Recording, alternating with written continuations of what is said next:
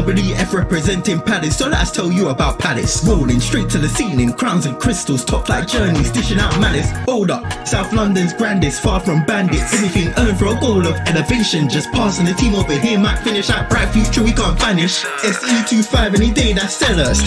Rev up the engines, no more reverse reactions, fan cams, bands on stream. Share up the team, support the dream team when eagles fly, make noise and scheme. Dare to dream or dream to dare, taking a step to become supreme.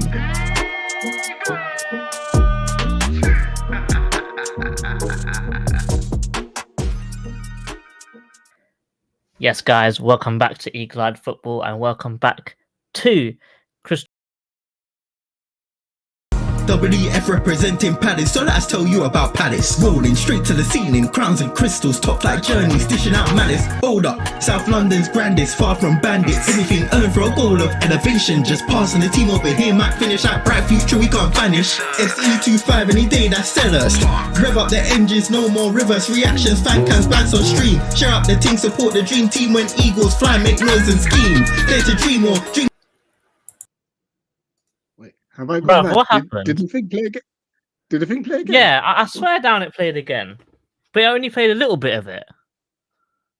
I'm not gonna lie. Sorry, I'm just finishing my dinner. For me, it just didn't do anything for ages, and it because I thought it didn't do it, and then it started doing it like 10 seconds later. But anyways, Well, I just finished my dinner. All I know is I started introing, and then the second half of it played again. I don't know if everyone else saw that. I was just trying to shuffle it around real quick because obviously I was going to host tonight. You are the problem. All I did was move off. I swapped our faces. That was it.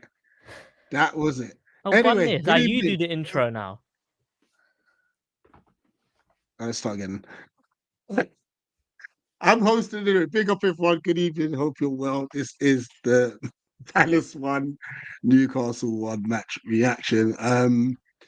I'll be honest, I've rewatched the game and I'm disappointed we didn't win. I actually thought we deserved to win. Granted, I said both teams were poor. When I look back at the chances, I was like, wait, hold on a second. We had chances. But anyway, we're going to get into it. Obviously, we'll open up the phone lines for you guys as well. And we'll do player ratings. Well, I'll do player ratings because obviously I had to shoot off after my fan cams as well. So I'll do you weren't very happy with our player ratings. One specific rating, I was like, wait, what? But we will get into it. Big up everyone, smash the like button on the way in. Hope you've had a lovely Sunday. And JC, how are you doing? Minus that madness at the start. I am good. We have had me and Dan were having about a 10-minute conversation about Christmas trees earlier, so that's what I've been doing today. So I don't want to see a Christmas tree ever again. And I think that's the consensus of every single person putting up one of those trees from now until Christmas. And then the second you take it down, you just throw it away. You say, never want to see that thing again. So I've had a bad day. I mean, a good day.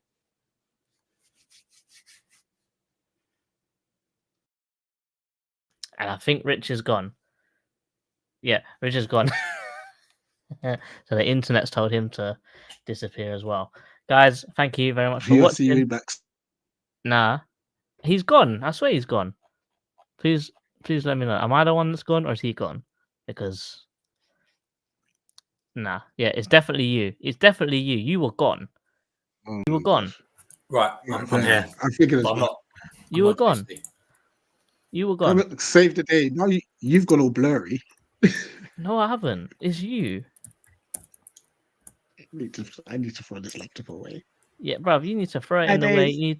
You know what? Yeah, when you throw that laptop away, you need to do a short breaking it over your knee. I'm just saying. Wow. I've got a bad knee as it stands. There you go. Anyway, look, it's a game where I think we went into it first of all thinking that they had played, then they had a fully fit squad.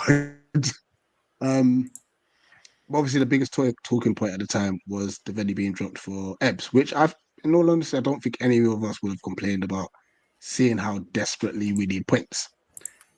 However, it wasn't Ebbs' best game, and it's kind of epitomizing his season. It's very slow and stop-start. Dan, what do you make of Eberechi Eze at the moment? I think that's it really. He just, I don't know. Is he, at what point can I move on from his confidence is gone excuse? I'm sure it still is gone, but there comes a time when he does need to up his game. I mean, hopefully, I'm hoping that in January, if we do some more business, we do bring in an attacker and potentially a left wing back, maybe that'll take the heat off him a little bit and then he might start playing better. I don't know. But again, he was anonymous today. And at this point now, I'm looking at the fixtures we've had and there's definitely a lot more anonymous performances than performances that were good or even performances that weren't great, but he did something great. Do you know what I mean? But yeah, just it's the same story, really.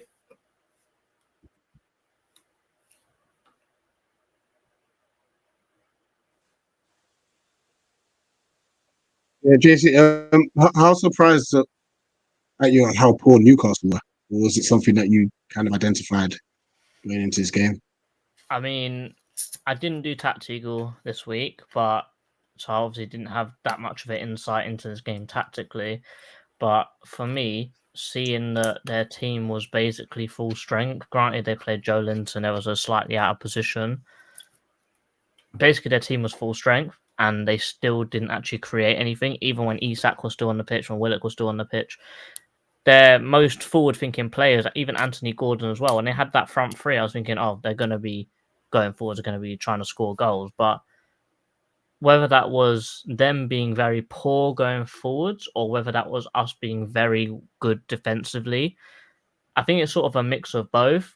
I am surprised that Newcastle didn't trouble us a lot more than I thought they would have. But I think that because of that, we have to credit ourselves and say, look, we defended very well today. Granted, it was against a bad Newcastle team, but you can only beat what's in front of you. And if their attacking is bad, even if we still defended well, it is what it is. They didn't actually score. He scored an own goal. It's a very unlucky ricochet in the box.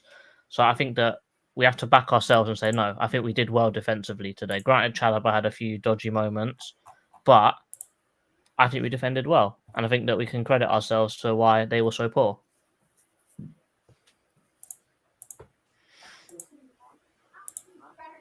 Absolutely. I mean, I've asked Dan to do some research for us because our chance conversion tally is a bit mad. But before that, JC, any comments? Bare comments. I'll let you know that now. So they're going to get flown through. Big up the dog. I'll eat 10 times better. Thank you very much. He's guessing Rich, JC, and the chairman. Let's see if Dan turns up. No, chairman's not here. He can join. There is the link there if he wants to join. But Dan is here. Don't you worry. Big up chairman. Apparently he's already set himself up to do watch duty today. Big up Tim. We will need you for the player ratings later. I'm just saying that now. Big up Santi. Big up Animal. Yeah, a mare happened. Big up Jesper. Haven't seen you in here in a while. Yeah, it weren't me. I don't know who it was. Big up Ree. Big up Damo. Big up Tiddles.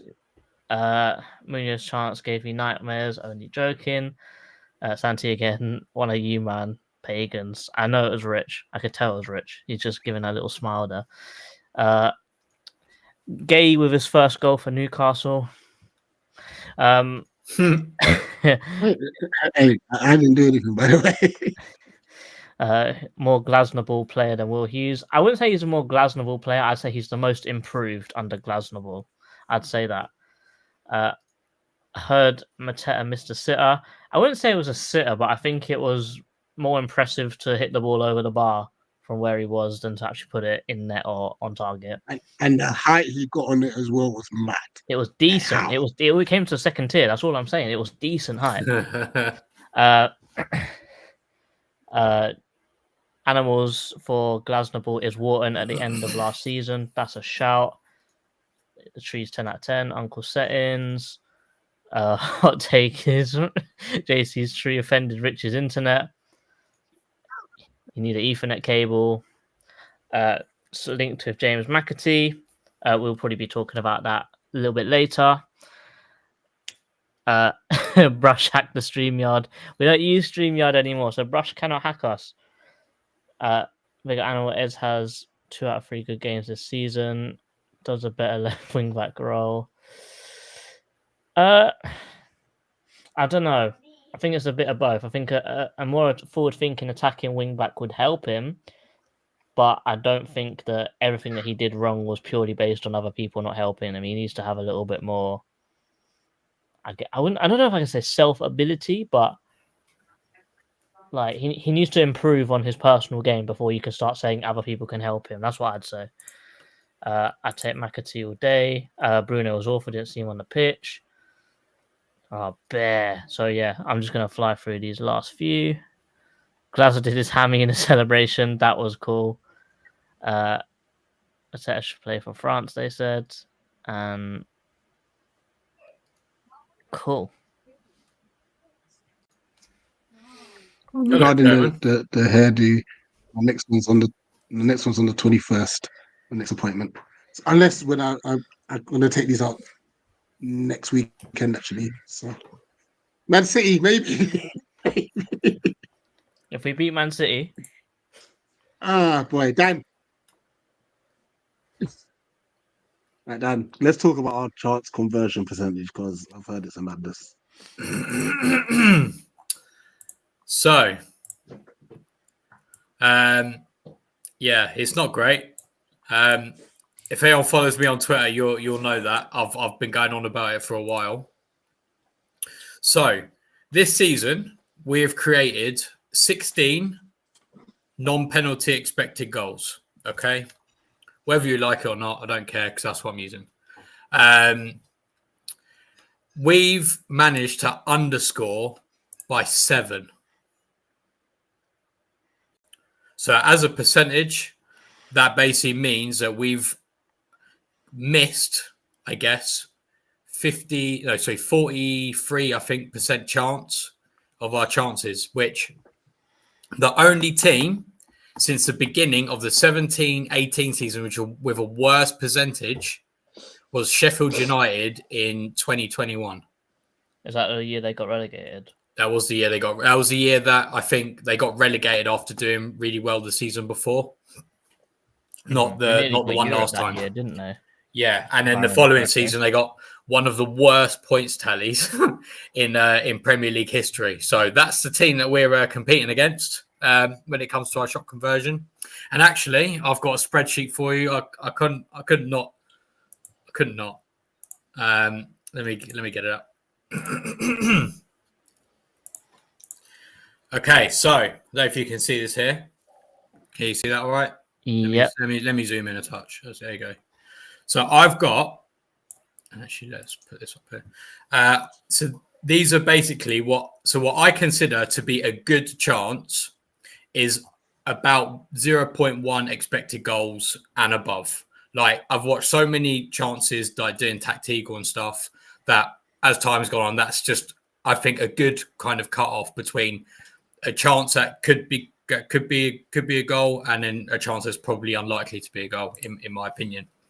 So at the moment, we're actually, in terms of that, we're actually not doing too bad. So we actually rank 10th, although bear in mind that I haven't put in some of them because I haven't got the ones for the Sunday games today. So we rank 11th in the amount that we actually created. Because I know that there was this thing floating around that saying on average we don't create good chances. I don't think that's necessarily true. I think we either create decent chances or we just have a shot from outside the box, in my opinion. I think that's how it kind of is. So we rank 10th in terms of that. We're not actually, well, I say we rank 18th in the league for percentage of conversions. So we've only scored 9 of those 46 chances that we've made, basically. Yeah.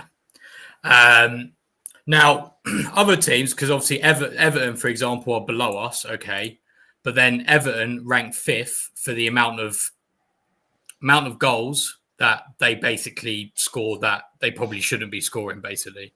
So they rank 5th, but we still rank 15th. So as far as I'm aware, we are combined the worst team for both of these things. Okay. And yeah, that's basically that, really. So what's that? 19% conversion on good chances and 22 on bad chances. So 19.6% conversion rate. No, this isn't the conversion rate of this. This one here is just the how many as a percent of the total goals they've scored, with regards to the amount of goals that they've scored. So don't worry about this one too much. But basically, we've conceded less than 1 in 5. 1 in 5 of those chances we create, we score. Basically, Okay. less than 1 in 5. So if we create 5 in one game, we might score one of them. Well, we had 16 shots and only scored 1 in the last game, so Yeah, and if you want the biggest offenders of this, does anyone want to take a guess of the biggest offenders? Eze. Eze is the worst. Yeah, you're correct. So he scored 1 goal this season, and he should have scored 3 by the stats. Who was the other Can one? I say Rich? Munoz as one? Rich, who did you say? I would say Saar. Okay, yeah. Saar's number 3. He's on a -1. And yes, you're correct. Munoz is the other one, -1.2. In fact, we've only got 3 players who are actually in a positive. So that means they've scored more goals than theoretically they should have, according to the stats. There's one Devaney. One is Devaney because he's had 3 shots or something like that. Mark Gay.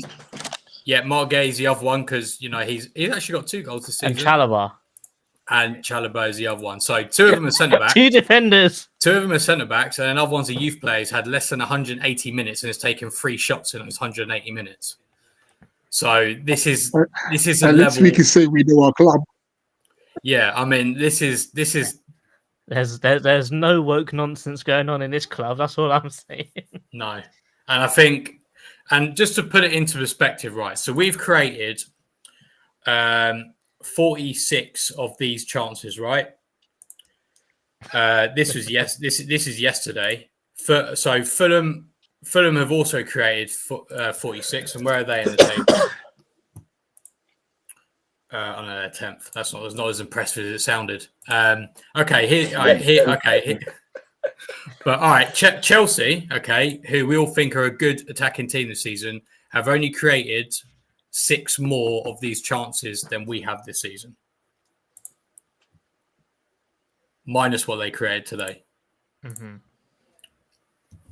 So this is what I'm trying to say is the fine margins between finishing your chances and not finishing your chances can be like many, many, many points.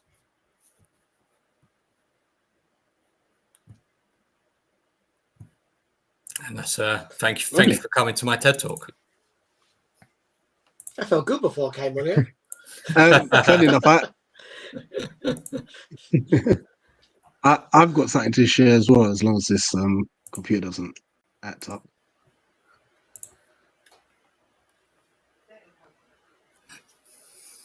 Right, let me know once you can see it. Yeah, I can see that. Yeah, we can see it. Okay, obviously, based on the position on the pitch, which player is this? We can see it's Tyreek Mitchell because he's the only one selected. It is Tyreek Mitchell. He is the only one selected. Right. These are his passes. All right. Throughout the 90. Now, let's have a think of in the attacking third. How is he doing that in our attack? Oh, Right. what? The passing back. The pass went backwards. Yeah. I think that might have been the one where he tried to beat the player and they had to cut back. But there was 4 other times he was in that area. Let me see if I can. I don't know what kind of pass that is, but look how far it went. It's technically a So, forward pass. That's all I'm saying. you know, That's a cross. we've got a crossing though. We did get a cross into the box. There was another one here. Hold on. Let's see if I can. The 2 of the passes went like 3 yards. Now, we're not backwards pass. We're not going to create much. And that's a good pass. But obviously, we're doing they're captain their own half at this stage. The 89th minute. Backwards pass. 2-yard pass. If A sideways pass. Backwards pass. Rich, I think if you scroll down, you That's see what probably just a long ball. you see where it says direction underneath. You can select if you click forward passes on there, it'll just show his forward passes. So I'm sure we'll see a very different screen now. As you scroll up again. I don't know.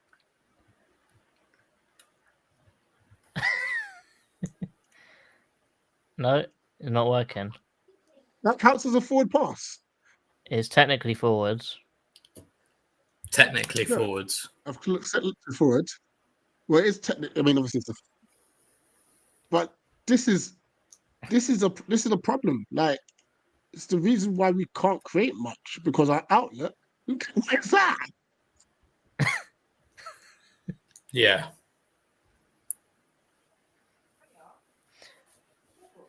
This is our look. That's called throwing. You know. Thank you for this website, by the way, Dan. That's right. Whoscored.com, by the way, guys, if you want to check this out. It's a big problem. You know, it is a big problem. That's not too bad, because obviously, I think his more progressive passes are obviously in But his own half. The thing is, though, is most of You know, those where he's ones where you're obviously trying to clicking get the ball now, forward. most of the- those ones that you're clicking now is when we're trying to play out from the back, they've pressed us and he's just hoofed it long. That's what those forward passes Yeah. are.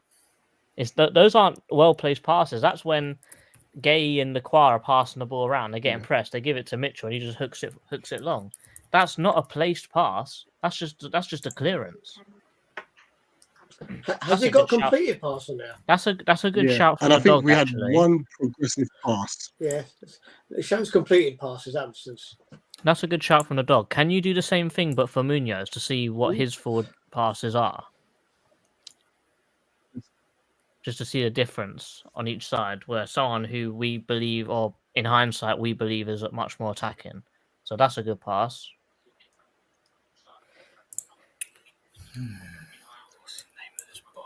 Do you want to unselect Mitchell so it makes it a I little was bit watching easier? this show from my laptop. That's an echo. Go. Yeah. Hold on.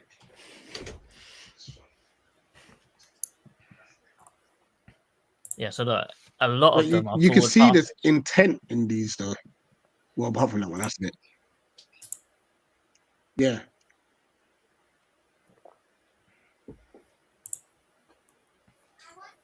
Now, granted, I mean, we're not blessed with the best wing backs regarding passing and crossing anyway. But you can see Munoz a lot more braver on the ball.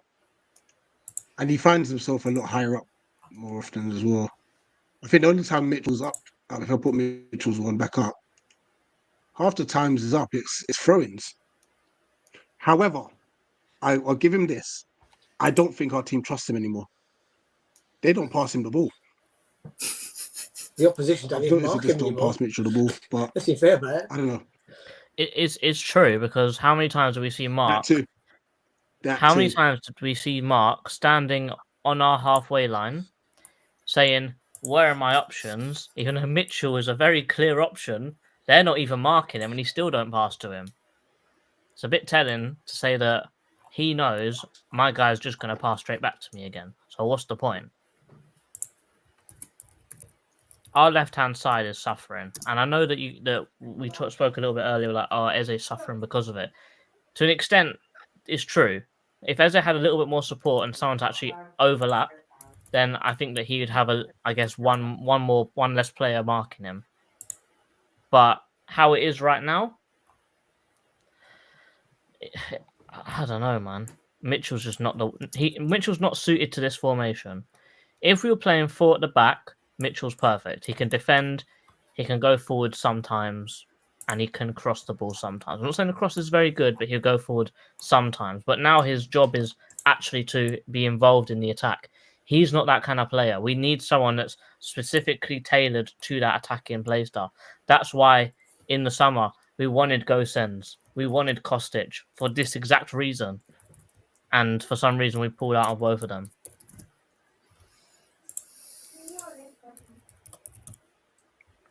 And another fact, it's mad how we started the season saying that we're very lopsided on the left hand side and our right hand side's terrible.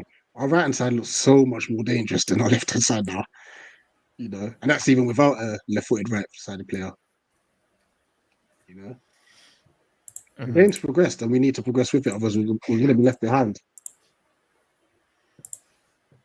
You can see the opposition actually marking Munoz a lot tighter than they do with Mitchell. That says a lot in itself, doesn't it?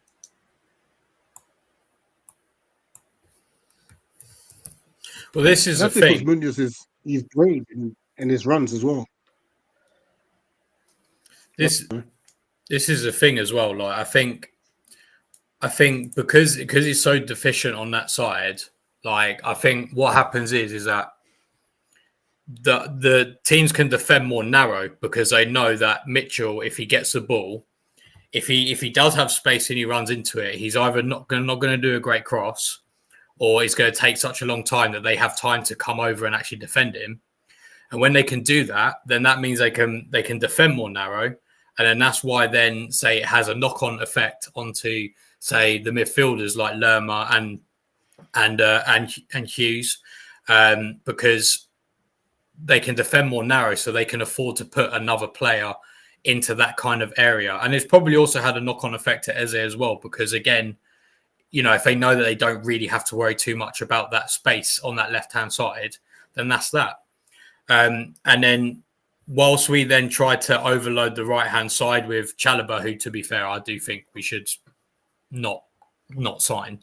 But if we overload that right-hand side, it doesn't really have an impact because they know that our left-hand side is so deficient at the moment that they can just they're happy to leave players over there. And then by the time, say, we do ping a long ball, I think that's why we don't actually do long balls onto that side anymore, because it takes Ty so much time to get it under control majority of the time. They can, by that time he's done that, they've moved over and they've set in their shape again. Mm-hmm. And I think it's such a pivotal role for us to have in the context. I mean, to be fair, if our right hand side was still sick, then it wouldn't matter too much. But we got problems on both sides and they're just exacerbating each other, especially on that left. And I think also with Mitchell as well not performing, Mark can't trust him to defend for him. So we haven't actually seen Mark move forwards with the ball in the last few games at all. Yeah. Whereas in literally the last game, we saw Chalobah having shots from outside the box. He was driving into the midfield with the ball at his feet. That's what Mark can do to a very high level. But because he doesn't trust Mitchell to either make the run for him to give him an option or to stick back and pick up the space that he's left, Mark's not been he's not been able to play his comfortable game because of that reason. He's sort of always got to think about protecting Mitchell no matter what he does because he's on that side.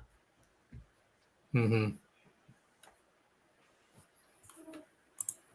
Yeah, it's very unbalanced. That's a fair point. We'll do comments again, and we'll open the lines, and then the good old fun of player ratings. Let's go back. Thank you for all the comments once again. Damn. Deveni for the Ballon d'Or. Mark's our most productive goal scorer. Yeah, goal and an assist yesterday. So, you know, stat padding. Out of the relegation zone. Dan, can you find where Mitchell ranks for dribbles? What do you want that in comparison to? Do you want that in comparison to other left backs and left wing backs? Or do you want it? Because for Palace, he's completed 5 successful dribbles this season. With 5 successful from 12 attempts.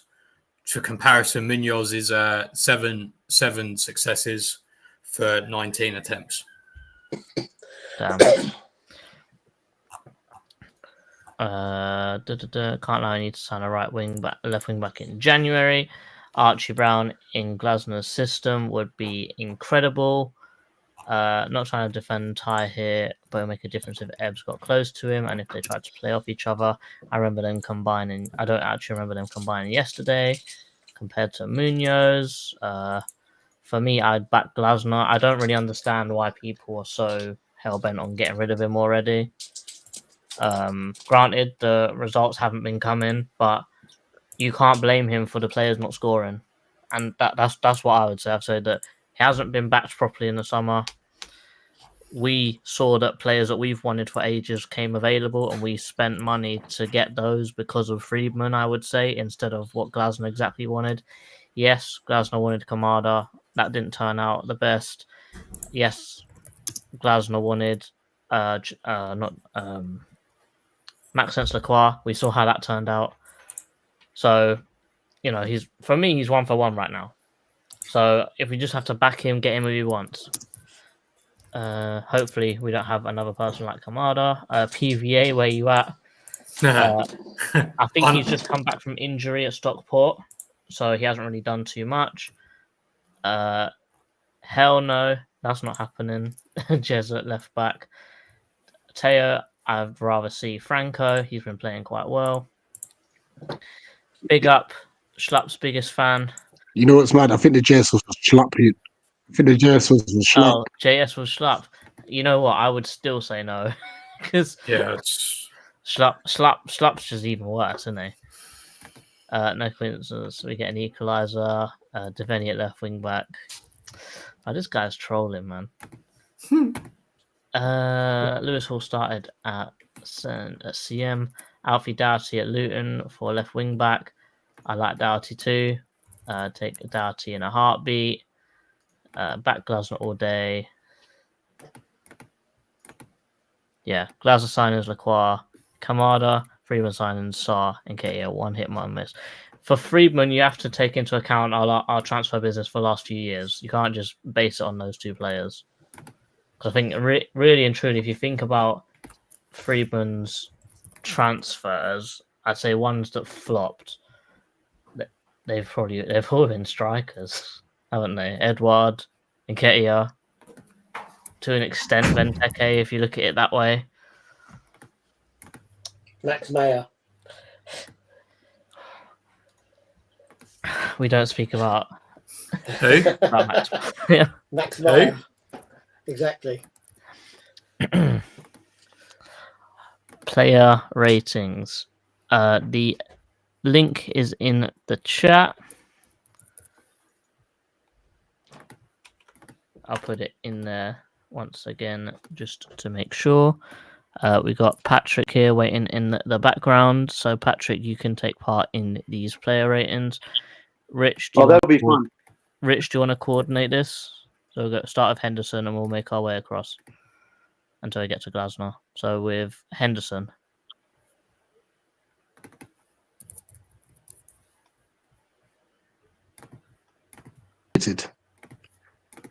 Huh? Sorry, guys, I was muted. I was muted. Sorry. Henderson had nothing to do all game, so I'll just say a 6. Mitchell. Patrick, take Mitchell. Nothing going forward. 6.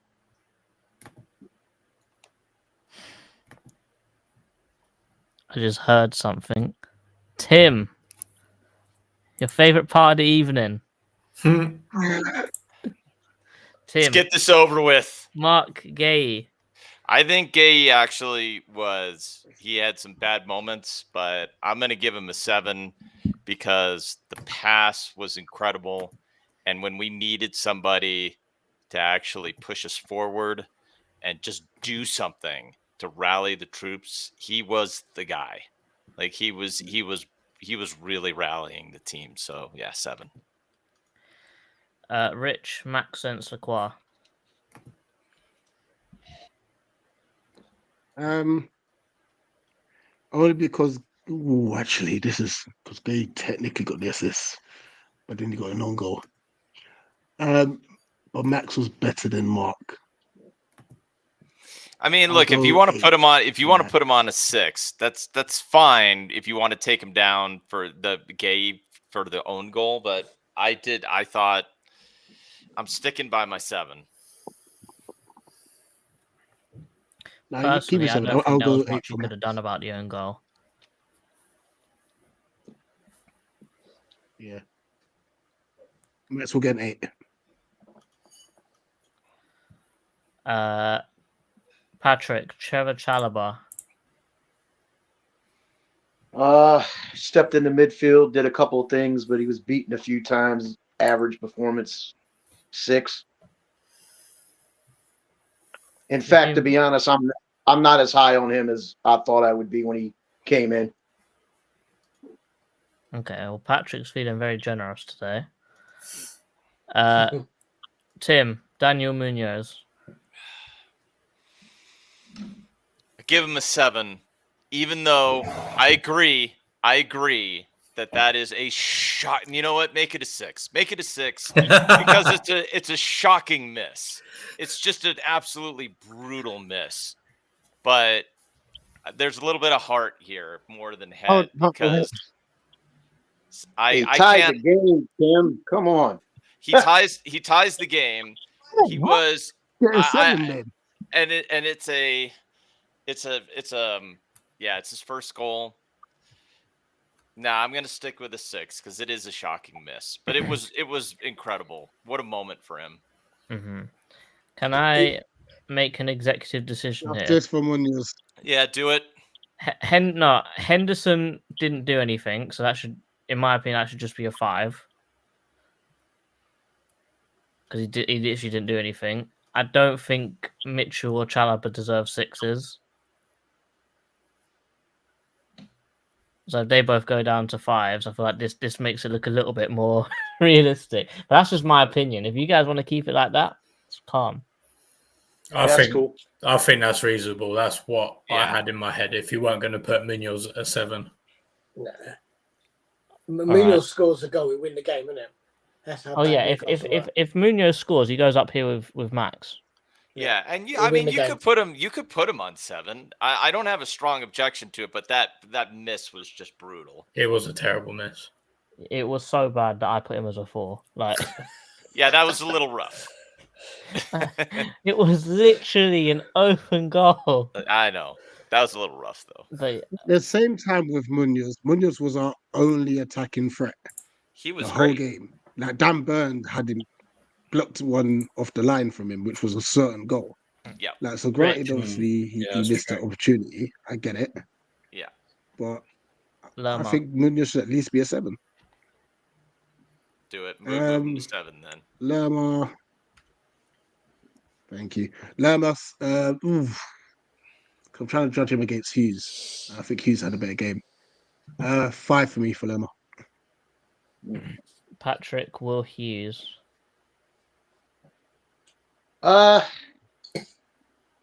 That's a tough one for me. I want to give him more. I thought he defended pretty good, got us out of trouble a few times. It seems like my default today is 6. I don't want to do that, but 6. Tim Eze.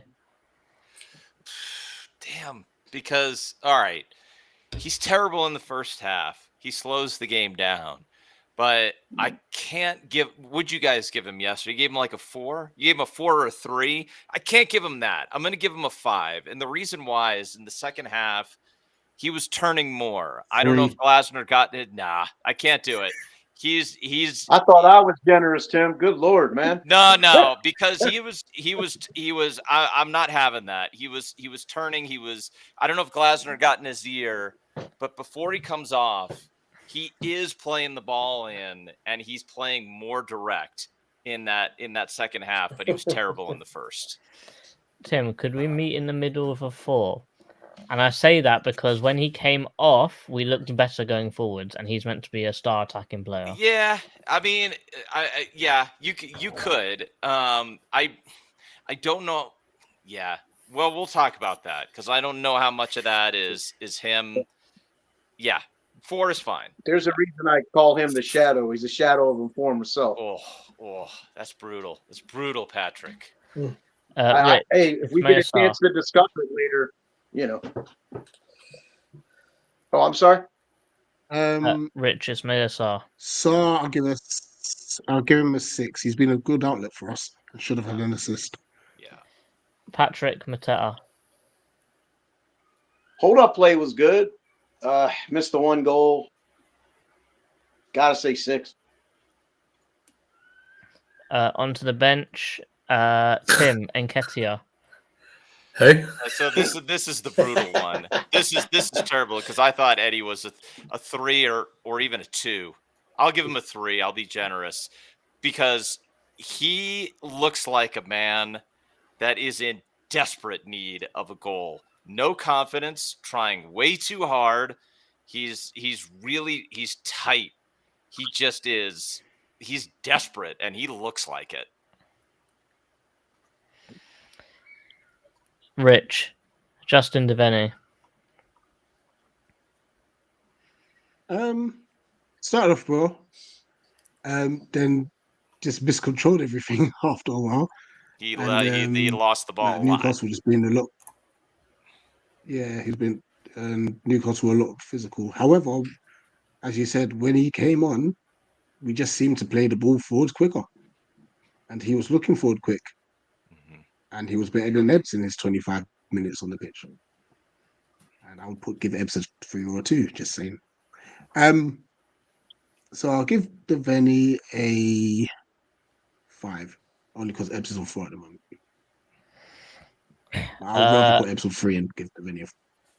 Patrick, Jeffrey Schlapp. Oh God, I just gotta put like, yeah, that's fine. But oh man. Look, I used to be a big Jeffrey Schultz fan. Obviously, he's older now. He can't run around the block to the corner store. So, 0's. Yeah, he can breathe. That's pretty good. So, 0.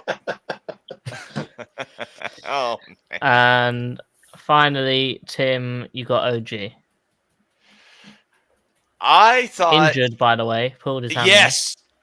So the celebration is a straight 10. The tactics are solid. I thought he set us up well. I'm gonna have more to say on that in a minute. I think an easy 7. You know, I think you get. The only thing I would really ding him for and why I wouldn't go higher is we don't win the game, and I think he let Ebbs determine the structure a little bit, and I have a question about this that maybe after the ratings are over, it's for everybody here. Is can we get to a system where Ebbs can play behind Mateta and Sarr, and we can just play him where he belongs in that middle? And like, does Glasner's system allow for that? I think that the only way that you'll get to that is if you have 2 fullbacks that are very good with carrying the ball. So we can't do it because Ty he's not gonna take any challengers up the. I mean, he's just not gonna create up the left side. Basically, yeah, because what will happen is we've got 3 up top, so you've got 2 wide 10s and then 1 striker in the middle. But if you make 2 strikers and 1 10, then the wide space up front is going to be only occupied by those wing backs. Yeah. So they have to be able to grab the ball and drive at someone. They have to be able to cover ground with the ball. Yeah, they have to be pick up really space. attacking. So they Yeah. have to be very, very, very attacking. Yeah. That's the only way you'll get that sort of formation. But I actually quite Yeah. like what Glasner did, where he went, I guess it was 5-3-2. We had a Yeah. flat three in the middle, because then one of them can move up into that wider space, and then you've got the one sitting in the middle, which is why I think we actually played better when Devaney was on, because we had a more stable midfield, and then we had one either moving up into a wider area depending on what side the ball was on. Yeah. Is that the system against Villa they Yeah. used? Yeah. That's what I was saying yesterday, Tim. Something similar to that. Okay. I mean, this is my struggle. Like, I don't want to kill Ebbs, but he is a central player. He should not, under any circumstances, be the one who comes short, and then we rely on him to dribble us into attack, because then we are slow and we are ponderous, and that I don't think that leverages his game all that well either. So, But he's not a 10. He's an attacking midfielder. Like, every time he's played the 10 under under Roy, played the 10, didn't work. When we played 4-3-3 under Vieira, he was hurt that year, but the year before with Roy, his first year here, he was an attacking midfielder. Or he was a left winger cutting in on his right foot. He's not a 10. yeah, but he plays terrible on the left wing. Well, I didn't say he was a left winger either. I just said that's what he's playing. Yeah. But no, No, my issue with Ebbs is I have two nicknames for him, either Robin or the Shadow. I don't mean to be sarcastic, but he's never been consistent enough game 1 to game 38 that he's going to carry the team.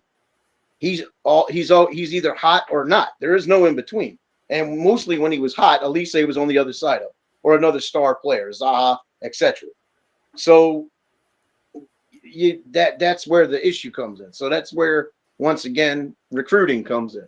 If to me, I don't want to say he's overrated, but yesterday was simpatico for him. I mean, that's what he does. And I think that's the kind of player we have. So either he's a confidence player, he's lacking focus. Yesterday, I'll give him a pass strictly because he came back off injury. But if you look at the time he's been with us, when he's good, he's really, really good. When he's not good, it shows. It slows the team down, slows the attack down, and he doesn't defend when he's in a slump. So that's not good. That's my opinion on Eze. Can I take this slightly different direction into the back three? At what point may Chris Richards return to this starting lineup? I mean, can you? Here's the problem with that. Like, and nobody loves Chris Richards more than I do. But here's the problem, Rich. He does not play right center back well for us. He just hasn't, right? I think we can agree on that. When he's slotted in at right center back, he has not been anywhere near his best. When he has been at his best is at left center back, and he ain't displacing Mark. So you wouldn't start, even though I think Chalobah has been inconsistent. I mean, you could try it. I don't think Chalobah is nailed on because he's been inconsistent. He's got a big mistake in him. We've seen that so far this season. And I think he's got more big mistakes than Richards has, but he's got more pace and he's bigger than Richards. So he's a big body with pace. Mm-hmm. So he's better in terms of physical attributes in that right center back position. Yeah. And he passes a lot better into the midfield, and also he can drive with the ball. Well, on his right foot he is. But on the other side, there's no way I'm starting Chalobah on that left side. If I have to put somebody there on that left side, then Chalobah sits and Richards is in. That's no question in my mind. But on the right center back side, I don't know that you could put him in. He can't pass. He can't pass forward. Not with that right foot. He's been really inconsistent with it. It's weird that he has a very good long pass through the lines with his left foot. If I could ban Rob for that comment, I would. But, brother, what are you thinking? This was a catastrophe every single time it happened. I mean, he tried. Terrible. But Another question for the it panel. wasn't good. Yeah. Is this the last time we've seen Ash Agbenone in the first team? I hope not. I hope not, because Jeff Slutt was still in the squad. Right. Chairman, what do you think? Do you think he's in there or not? I think he'll hover around till January. I think we will buy some forward players, and then I think you won't see him again. Personally, that's not because he's so bad or he's good. It's just because if you're going to go out and spend money on forward-thinking players, at worst they're going to be on the bench. And if they go into the starting lineup, then Aketi will be on the bench or Sabi on the bench. So probably not. But on the other hand, if he's just going to sit on the bench and do nothing, would it be better for him to actually go and play games? I either loan him out or play him in under 23s. Him sitting on the bench and just not playing is not going to improve his game anyway, is it? So it's a bad time to come in for a kid anyway. When you're struggling against relegation, it's a fight. It's a maul every game, isn't it? And there's no environment for a young kid coming through. Really isn't. Yeah, I think. Do you know? I'm going to leave this. Oh, sorry. I think. Yeah, I think I do agree with Chairman, to be fair, because I think if in January, because he's only just turned 19, so he's still young. I think if we can find him a 6-month loan in January, assuming that we do buy players as well. If we don't, then I don't want him to go. But assuming we buy players, we get him a 6-month loan, and then he gets into form like Jez is doing. Like, say, potentially get him a 6-month loan at, I don't know, say like an upper League One sort of side. And then the following season, depending on how he plays, we can maybe get him a similar loan to what we got Jez this year. And then he'll be ready to come back when he's 21 or whenever it is. I think he should only be 20, actually. No, so he will be 21. And then hopefully then there'll be a place for him so then he can play. I got a question. Yeah, What's the biggest? I'm sorry. Go ahead. No, I was just going to say that. Could you imagine if we had managed like our loans right, whether or not starting off the bench, Agbenone and Jez, both wings. Yeah. Right. I mean, this is That'd the be a year that hell of a forward line in the championship. I tell you that.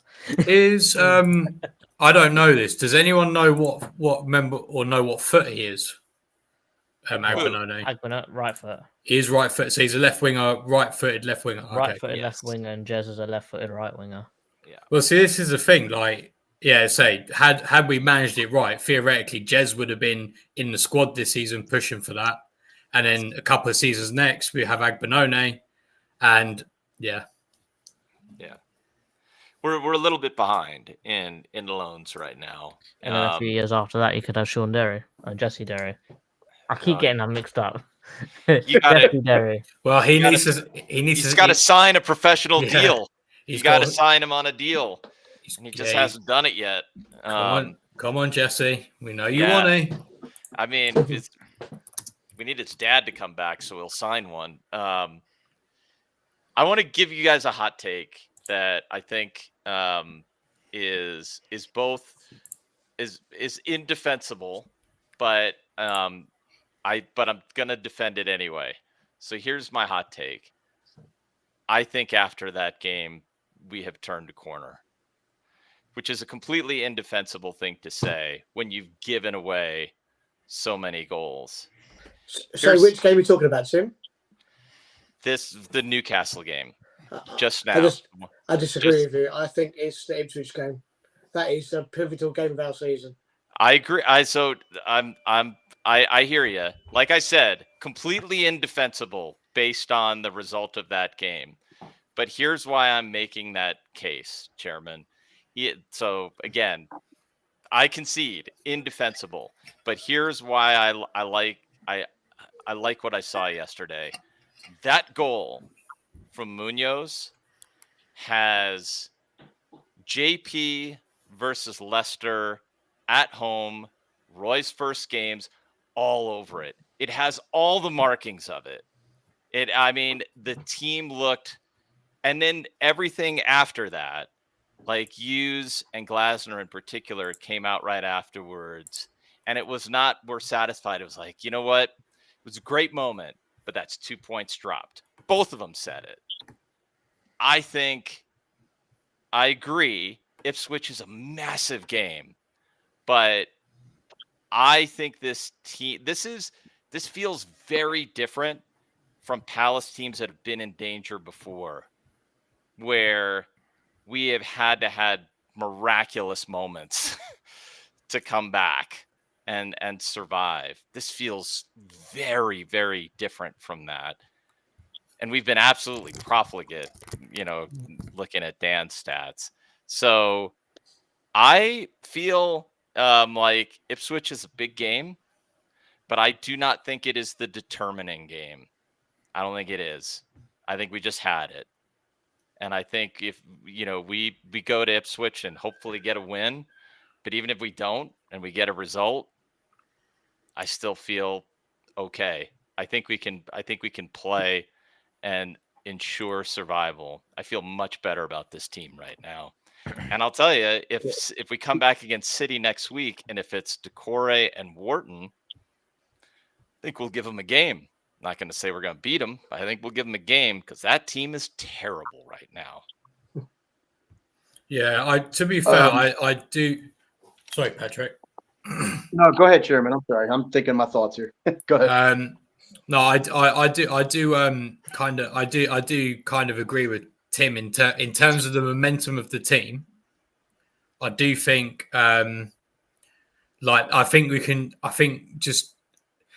we should have won, but as last minute winners go, I think sometimes they can be very impactful, and I think it will just give us a little bit of something to go into the Ipswich game, and then the Ipswich game will then become kind of like the springboard for the rest of the season, if that makes sense. I hope that it is. Well, I hope so, but I don't know. I sort of disagree. I think that last minute goal to me seems to pave over a lot of cracks in our team still, because even though we had a lot of shots and on the stats we looked like we dominated, we should have won the game. I think that the team just still feels very disjointed. I agree with that. So I don't think that this is a turning point in our season right now. I think that the turning point in our season is the second that Wharton comes back, the second that January transfer window hits. That's probably when our team will start getting some cohesion together. So we get a new left back, another forward to challenge the other two, and to actually give a little bit more quality into our team. Because right now we're sort of making the best of what we've got, and to me, I wasn't very impressed with the performance. Granted, as I said earlier, the stats say we should have won, but I guess even at some point in that game, because of how we played, I still thought we were lucky to get out of there with a point. Even though Newcastle hardly challenged us, I still think we were lucky, and potentially I don't actually think we deserved to get that goal at the end. So I don't think that I feel like it paves over so many cracks that end of the game goal. I really do. I don't think that changes our season at all. I feel like the next game. Well, Newcastle was really bad. You have a point. I'm not saying they weren't. My contention, and maybe it's just me. I just keep saying I don't think the system fits the players we got right now. With the players that are currently playing, I just don't see it. I don't. Mitchell's not a wingback. I think we're better in a two. I think we need two defensive midfielders, and I just think we got players playing out of position. Sarr's come around. He just needs the finishing product, but he's a winger. He's not a striker. He's not a 10. But I think Glasner is, and every manager is stubborn. I just think he sticks to this system or some variation of it because it's his system. So this is where, like you were talking about the transfer window, We don't need players that Freeman thinks are good. We need players that Glasner wants in his system, that fit his system, because he's not going to change it. So if you keep playing guys out of position, it's going to look disjointed. That's my take. Just very quickly, to put in a bit of more of a positive spin, we've actually lost one game in 6, despite how poorly we've played. You know, so How many chances we've missed? yeah, you know, so and some of the goals we conceded have been very poorly. Like, so if we could just tidy things up a bit, I mean, I think we'll be a lot higher up the table than we are. But this is the game of football we play. That's kind of my point, which is I guess this is my theory of football, which is, probably wrong. But I think in the game, togetherness, belief, and fight count for more than money and technical ability. Those things are, and I think we have those 3 things. And I think this match gave us even more of that. So even though the cracks are still visible and not fixed, you can have cracks. You can be a very imperfect team and get good results by having those other qualities. I think we've got those qualities. But where we've been really lacking is like the one thing that does where we get caught out is we are disjointed and we do play players out of position. So even though I think those things are true about us, we're still going to get caught until we get some of those cracks papered over. But as long as those things are true, I think we're okay. And I think we're going to be able to compete with anybody. Yeah. The way I see it, I think with the cracks, I think really, and based on our performance season, I don't think we deserve to be on 9 points, for example. Well, we've only lost one more game than Spurs, who sit 7th. So I think the problem is, with the cracks, I think we're kind of around about 13th to 15th, kind of lower bottom of the half sort of team. I think if we did back Glasner, I do think we would have been a top half of the table team, and I think that's the difference really. So far this season, but yeah, I think I'd agree with that. What I would say actually quickly, just have a positive spin, is that the last minute goal was a great fillip for the team, but probably more important is that last minute goal got us out of the bottom 3. I know it's on goal difference, but just not being in the bottom 3 is a massive lift, isn't it? It does. And you know that if you go to Ipswich on Tuesday night and draw, you're still not going to be in the bottom 3. So, we are looking up, and hopefully the last minute goal will blend the team together to go to Ipswich and try to get something. Because obviously after that we've got Arsenal, I think it is, Man City, Brighton, Bournemouth. So it's going to be difficult, but obviously, getting 3 points there will give you the confidence to push on. And as you say, Man City, I watched it this afternoon. They look bloody awful, they did. But I'm not saying we're going to beat them. Get run at. Exactly. I'm not saying we're going to beat them, but if we can give them a game. Desire, absolutely. Well, one thing I would like to ask everybody actually is, where's the press gone? The press is gone. The only game we pressed this year, we beat Tottenham, and we've not pressed again. I don't get it. I've got to say. I got a theory on that. We're dropped. We have a lot of legs injured. I'm sorry. Go ahead. No, you go on, Patrick. I'll say my one afterwards. No, and I could tell we were going the same path with us. The legs in the midfield. Yeah. We don't have it right now. And I'm sorry. I love Will Hughes to death because he'll kick anybody in the kneecaps. But he's 30. Was he 30? He's not 30 yet. Don't age him yet. But he doesn't have legs anymore. But he doesn't have legs anymore to be doing that. And he played, 3 games at the average of 80 minutes a game. Yeah. I mean, this guy is taking one for the team. Decore just came back. Lerma just came back. It's all leg injuries. And what you don't want to do is press our guys from midfield, and everybody's getting hurt. Eze doesn't press it effectively anyway.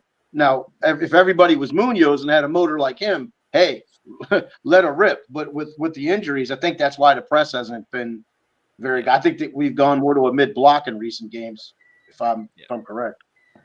That's a Yeah, great well, and point. we are pressing the passing lanes, right? Like it's different. Right. But we're squeezing the middle of the pitch, so it's not Well, a that's when we're press. going to the mid block and doing that. Right. Yeah. But with that mid block, and I think it's a great point you made, Patrick. The problem is Mateta goes, Sarr goes, Ebbs somewhat goes, Mitchell doesn't know whether to go, and then the back line stays in And then shape. Munoz is offside. Yeah. So literally, Sonjo Tonali, and I mentioned it like in my fan cam, he had the most amount of speed, but it was through his clever movement. He was just picking up pockets and no one could get near him. If we're going to press, they all have to press. I think we've got enough pace to cover. So why not do a half a pitch press? Box them right in. Maybe when we're healthy, Rich. Maybe when we're healthy. But with those legs, even with the midfield you were talking about earlier, I just don't. I think sometimes you can have a better defense by not pressing at all. I'm not saying just sit there and let them ping the ball all over the place, but I'll use a Real Madrid example. I love doing that because I just watched them this morning. When they have like a one-man press and it's Rodrigo or whoever, then they look horrible behind. Ancelotti, if he can do it, I know Glasner can do it. He said, screw the press, that's it. We're not doing it. So you can, and their defense has gotten better the last 2 games. Not so much against Liverpool, but anyway, I think we can get better defensively. Stop doing stupid shit. Just hit that mid block and clip them on the counter, whoever the team may be. Yeah. Well, I mean, it sounds simple, we just but need to it play can't be done. counter-attacking football. Yeah, we just need to play counter-attacking football until everyone's healthy. Right. Well, I just think people got so enamored with last year and Elise and Eze popping assists and goals, and it looks great and it's fantastic football. Well, that was last year. That was the last part of last year. It's a different team. Anderson's not pinging balls. You know, it's not the same. So you got to build. And this again is still going to the manager a little bit, not to get on him. I'm not Glasner out at all. I think anyone that's Glasner out needs to be examined. But I mean, you know, you just play to your strengths. There's nothing wrong with that mid block. I ain't saying go into a low block, let Roy ball. I'm just play the mid block. You don't need to press. Well, teams always make mistakes playing out of the back. What it does, Patrick, I mean, this is, again, I could be wrong about this, but I give Glasner a lot of credit for this.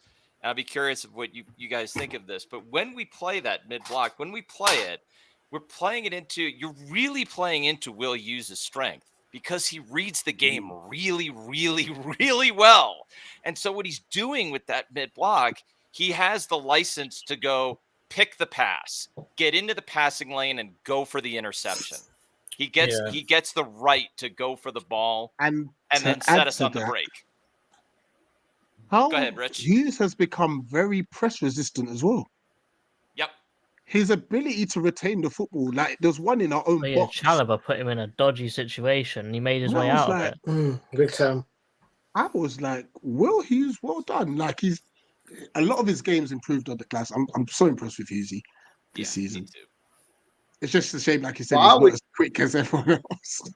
Yeah, I was always a fan of Hughes at Watford, and I think didn't he play at Derby? I want to say. Yeah, he came through the academy. He used to be in England in the youth ranks at England as well. He's a guy. As he got hurt a few times. He got older because I think he's 28 or going on 304. But the fact is, I always liked him because if he got by you, if you got by him, he's taking your legs out. And sometimes as a midfielder, you need to tackle, or what he does, clothesline, to stop a break on the other way. But he's become a better passer, and his passes aren't side to side.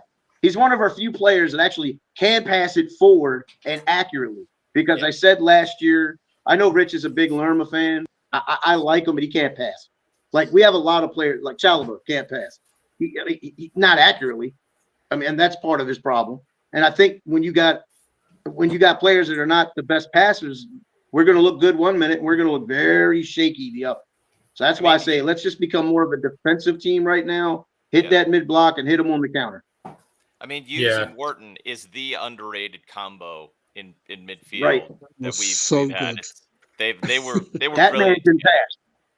They were brilliant together. Brilliant.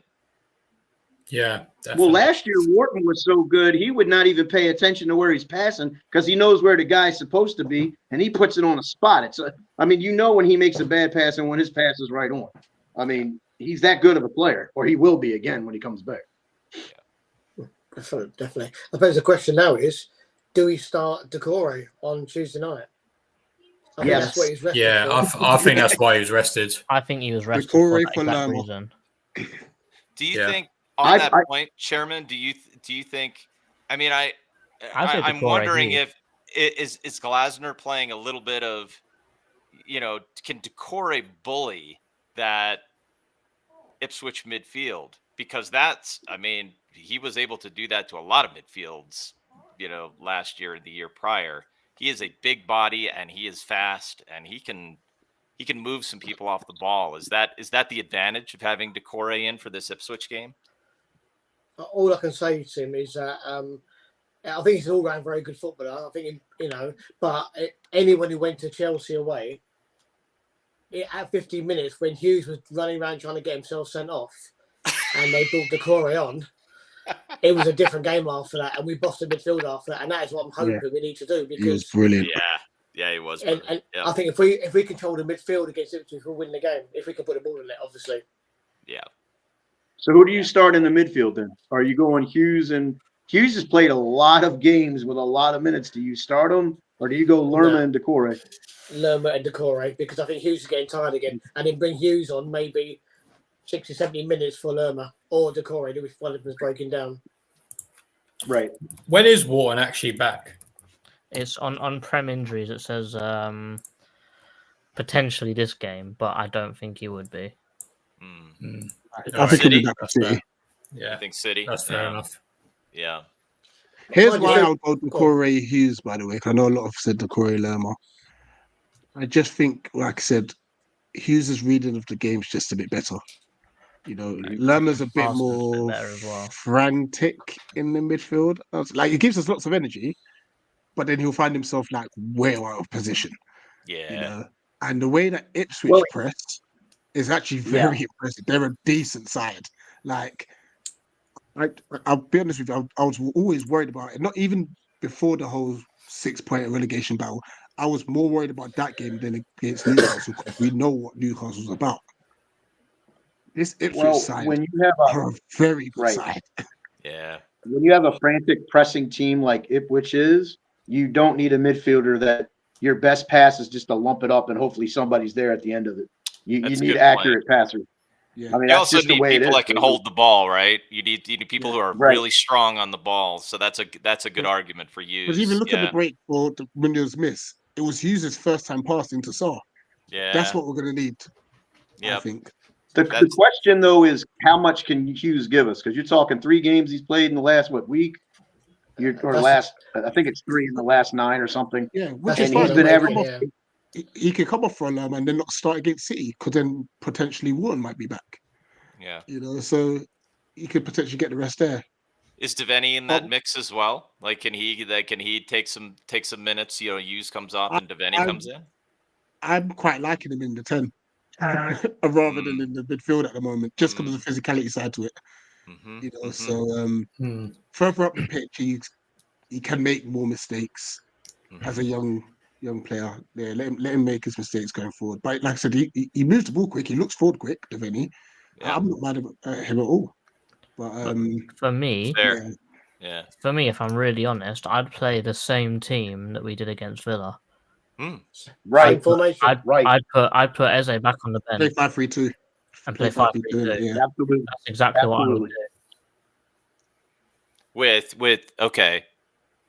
But you know what's mad? then If the he did midfield- go 5-3, Then the midfield gets techie because I don't know whether to have Hughes, Lerma, Decore, or if I it's was going to suggest that. Hughes, Decore, or Devaney. I don't know. Because Yeah. then if you Play got 'em all. 3 in there, I'd probably rather Devaney and then have Right. Lerma sitting in the back ready to go when we need Yeah. a bit more energy. Yeah. So I'd probably go Yeah, I think Devaney, Hughes, yeah. Decore if we played in that formation. And Devaney's more physical too. No, He's he's a pretty not. physical player. He's not. I Not don't yet. know what I noticed. No, he gets brushed off the ball very I thought he easily. played pretty physical against Villa. He wasn't losing the ball and tossing Villa aren't very around. physical though. Yeah, they're not. They're more Wow. passing. Yeah, I think if you're going to put any of them there, it's definitely Devaney. I mean, like he's played that position already this season. Hughes and Lerma haven't. Mm-hmm.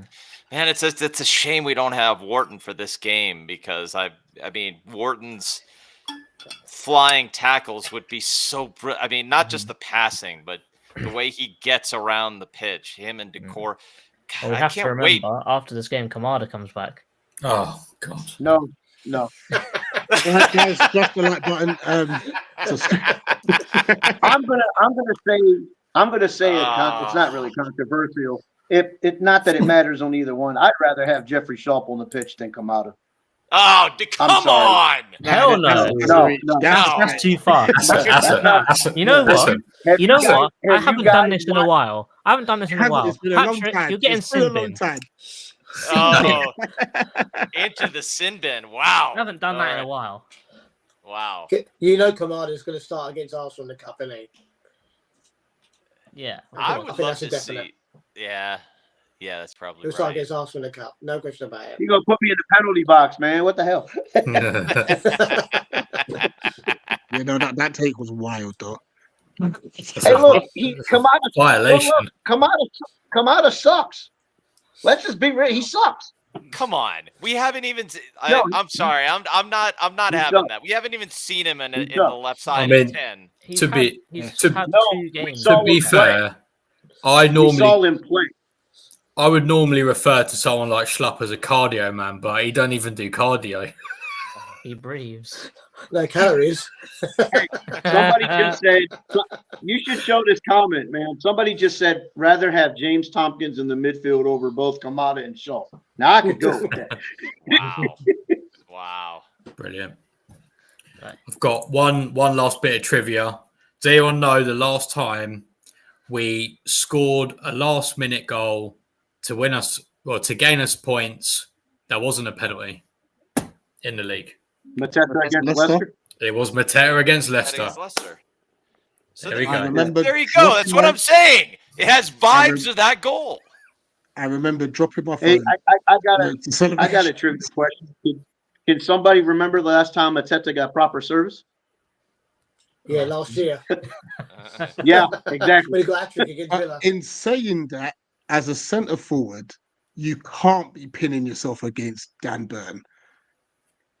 Yeah, Surely what, you've got so to just- why can you explain that, Rich? Like, why didn't he just take Char and just because he's got him what all he's got to day? do as a centre forward, even if it means he's out of position, just move over to Shaw.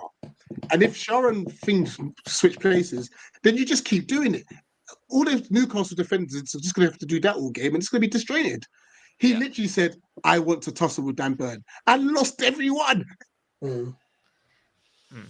So you see how Callum Hutchinson says Ahamada or Kamada? If you squint your eyes, they've got the same letters in there. So you just I muddled know it where back you're up and they going with spell this. each other's names. Yeah. So I I couldn't know tell where you're you. going with this. It could be the same person. How is Hamada doing on loan anyway? Does anyone He's not know? playing. He He's not hasn't played playing. a single minute.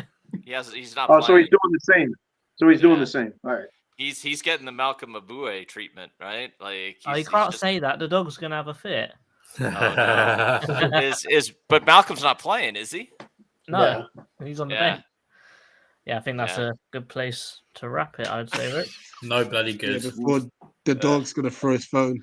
Sorry, Pick up sorry, everyone. sorry, dog. Look, thank you for the interaction in the comment section. There's been loads of comments. So we've just obviously got into the conversation. To bring you up to speed with this week. Right, tomorrow is the Ipswich preview / Tactical. So it's kind of a merger. I think we need to do a tactical analysis on. What time's that starting, Rich? Half I tell 7 you tomorrow, why. right? Because the third round draws on at 7 o'clock tomorrow. And we're in it, obviously. For We the start FA at Cup? 7. Yeah. Yeah. Are they all going the to do big that teams in nonsense talking stuff beforehand?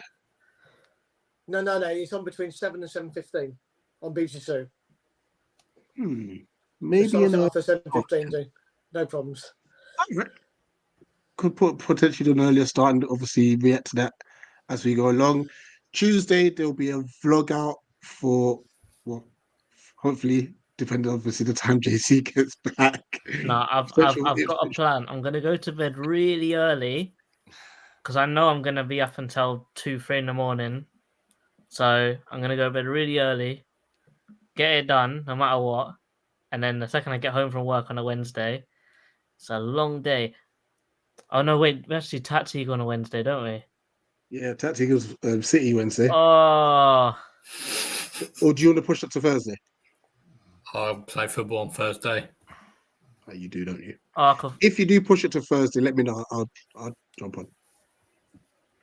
I'll see If how I you do. feel. I'll see how I Yeah. feel. Friday match preview. Saturday we're at the game, and Sunday is the return of the WSL as well. So who do we have? Oh, we got West Ham, don't we? We got West Ham. Yeah. Big match. Big match. Is Right. City's game on the weekend? That's at home, right?